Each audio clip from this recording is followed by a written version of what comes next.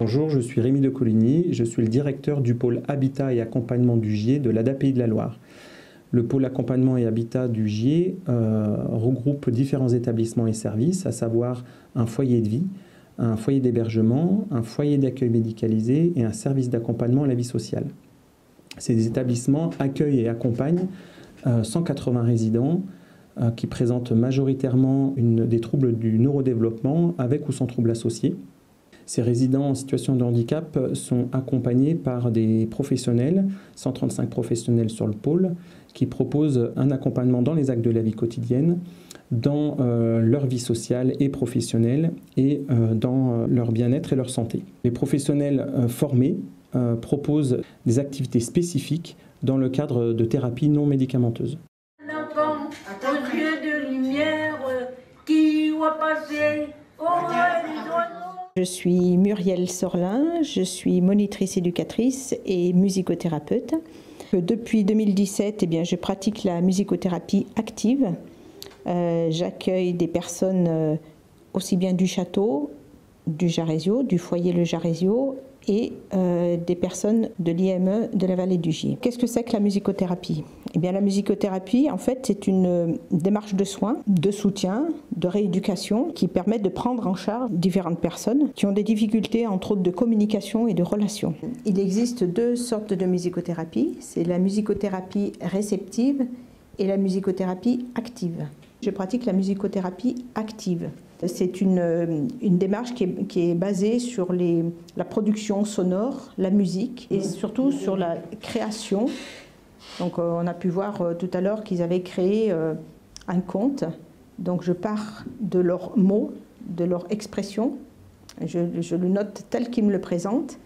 Et puis ensuite, soit on le transforme sous forme de chanson, soit on le joue avec les instruments. Ce qui est important, c'est que quand ils créent leur chanson, du coup, ils se souviennent de leurs mots, de leur histoire.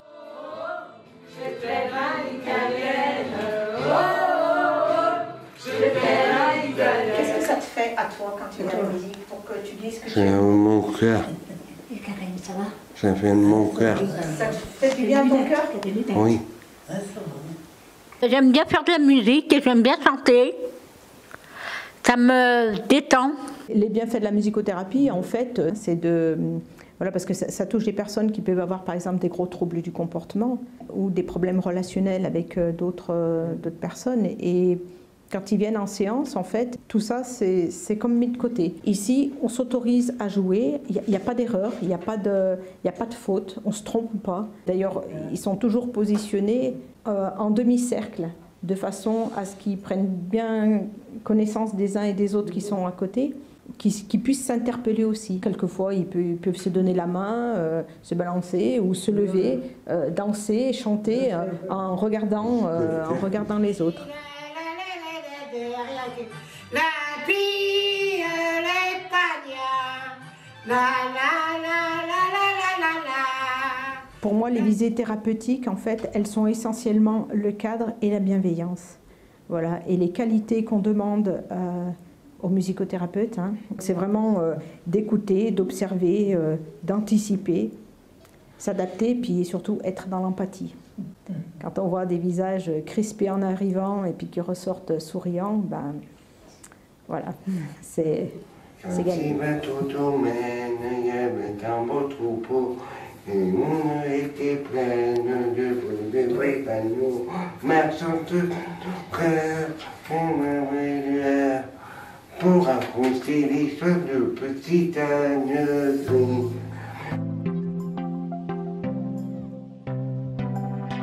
Je m'appelle Ouria Djraba, je suis éducatrice spécialisée et je travaille à la MAFA depuis son ouverture en 2007. On a créé cet atelier il y a une vingtaine d'années, alors que j'étais sur une autre structure de l'ADAPI.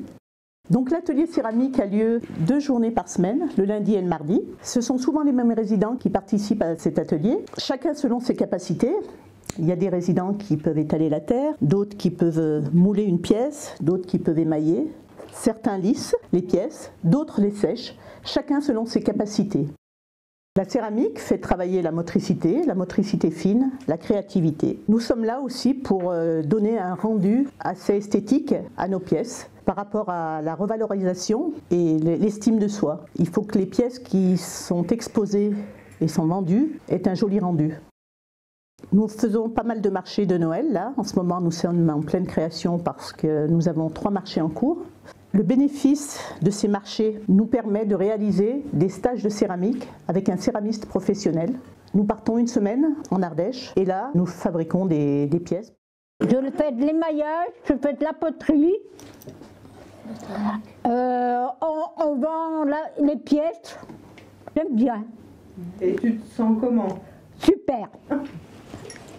J'aime bien la céramique parce qu'on fait un peu de tout. Et celles qui nous font faire la céramique sont très gentilles. Fabienne Feuzet, art thérapeute. Ma spécialité, c'est la peinture. Le point de départ, c'est l'expression des résidents. Et moi, cette expression-là, je vais la guider. Je vais donner les outils adaptés pour rendre possible cette expression. Dans les résidents qui sont accueillis en art-thérapie, il y a parfois des personnes qui ont du mal à exprimer leurs émotions, à parler tout simplement, où ils ont parfois des difficultés, où ils s'expriment avec très peu de mots. Donc ces ateliers-là leur permettent de s'exprimer par d'autres moyens. C'est ouvrir sur d'autres choses, c'est une création qui est bien ancrée dans une réalité. Parce que cette réalité-là, on en parle, c'est quelque chose de concret. C'est une expérience sensorielle, donc c'est des formes, des couleurs. Donc c'est aussi un regard sur ce qui nous entoure. Après, voilà, chacun a son expression. Donc les travaux sont vraiment différents. J'interviens auprès des personnes de façon vraiment complètement différente. Vert. Ouais, c'est la couleur verte. Et puis jaune. Ouais, orangé. Orange. Ouais, rose. Rose. Raymonde, elle est partie de choses assez répétitives. Alors, on est toujours dans des choses répétitives, mais les formes, elles ont évolué. Et elles ont évolué vers ces petits personnages. Voilà, c'est cette expression-là, je vais lui donner du sens. Et on va construire quelque chose. Parfois, c'est avec du découpage. Alors, il y a le travail qui est juste derrière vous. Là, on a gardé ces dessins tels que, et on a travaillé sur le fond. Ce qui était très intéressant chez Raymonde, c'est qu'elle m'a fait comprendre que voilà, il fallait que je la laisse faire, que c'était son univers. Il y a des fois, elle ne voulait pas que j'intervienne. C'est hyper satisfaisant de voir qu'ils prennent du plaisir à faire les choses. Marine, tu es dans ta chambre avec tes boîtes. Oui. Les boîtes, on les a prises en photo. Oui. Ça, c'est quoi? Les perles. Ouais. Je suis Mathieu, je suis moniteur éducateur en internat et médiateur animal depuis maintenant 3 ans. Mon activité, c'est tout ce qui tourne autour des animaux. Ça va être très large parce qu'on a un public qui est quand même très varié. Et suivant les résidents, j'aurai pas du tout la même approche.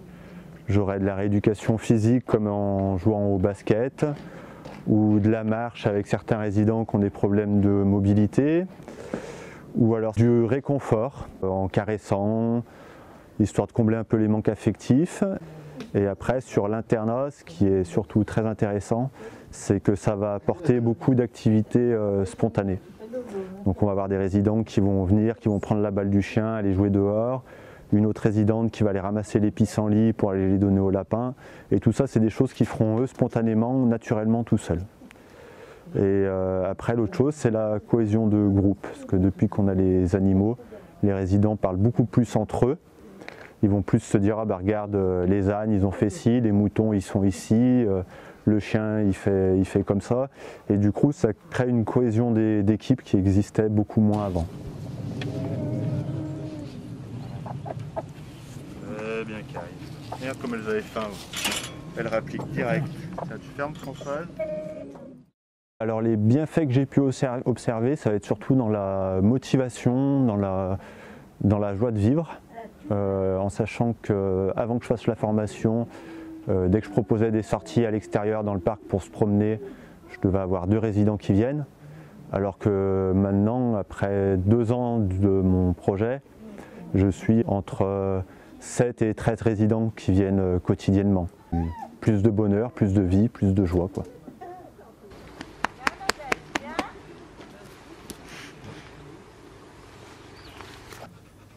Caresser les animaux, bien les lapins, les chats, les toutous, les ânes, tous les moutons, toutes douces. Tu te sens comment après le film? Bien, c'est bien. J'aime bien les ânes. Ouais, tu sers trop fort, Fabien. Oui, mon gros. Oui. Bravo. Tu veux venir leur dire bonjour, Karine?